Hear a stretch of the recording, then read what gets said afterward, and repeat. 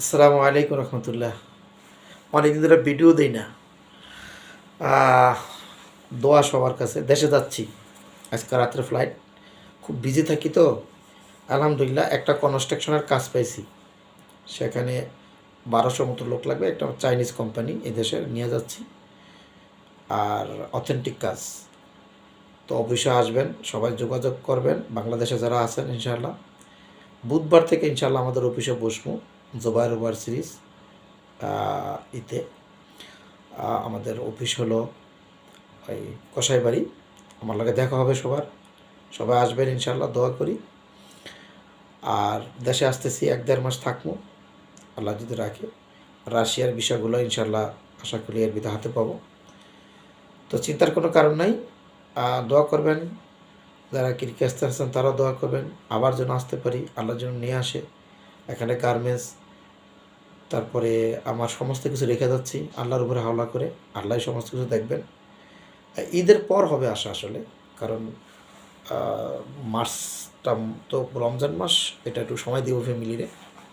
ঈদের পর আসা হবে এখানে, আল্লাহ যদি আনে। দোয়া চাই সবার কাছে। দেশে যাচ্ছি অনেক দিন পর, প্রায় 14 মাস পরে দেশে যাচ্ছি।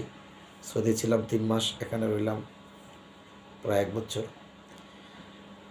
যাই হোক, সবার কাছে দোয়া চাই। আবারও দোয়া করবেন, ভুলভ্রান্তি হলে ক্ষমা করবেন।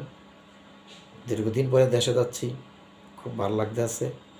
আল্লাহ আমার দেশটাকে হেফাজত করুক। মান ইজ্জত সহকারে যেন আসতে পারি, মান ইজ্জত নিয়ে যেন থাকতে পারি। কারো যেন ক্ষতি না হয় আমার দ্বারা, আমিও কারো ক্ষতি চাচ্ছি না। অনেকগুলা অফিসের সাথে দেখা হবে, অনেক অফিসের মালিকের সাথে দেখা হবে ইনশাআল্লাহ। কোম্পানির সমস্ত ডকুমেন্ট নিয়ে নিচ্ছি। আমাদের গার্মেন্টসের জন্য অনেক লোক লাগবে ইনশাআল্লাহ, সেটারও জন্য আলাপ হবে। তো যারা আছেন দেশে আসেন, আমাদের অফিসে আসেন, আপনাদের সাথে দোয়া হবে, দেখা হবে, কথা হবে।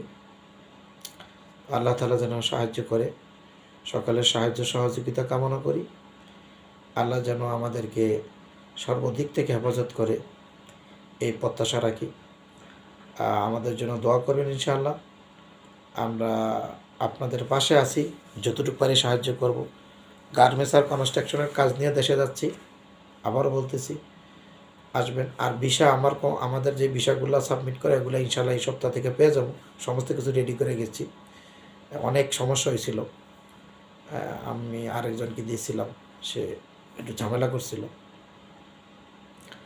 তো এই ইমিগ্রেশনের যে ইমেল আইডি, পাসওয়ার্ড, রেজিস্ট্রেশন, এগুলো চেঞ্জ করা লাগছে। আলহামদুলিল্লাহ সব ঠিকঠাক করে বাইরেছি, কোথাও পাওয়া গেছি ইনশাআল্লাহ। কালকে হয়তো ফাইনাল নিউজ পাবো।